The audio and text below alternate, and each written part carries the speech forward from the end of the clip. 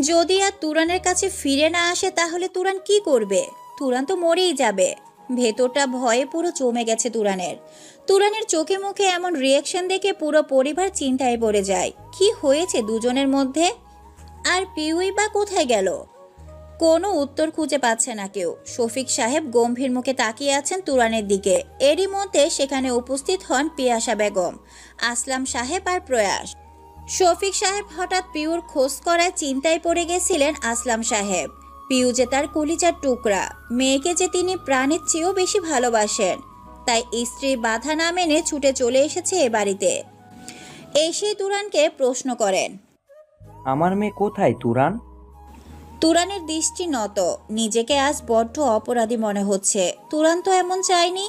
ও তো শুধু কারোর ভালো করতে গেছিল। তার জন্য যে এমন একটা পরিস্থিতির সৃষ্টি হবে সেটা তুরান কল্পনাও করেনি। নত দৃষ্টিতে তুরান উত্তর দেয়।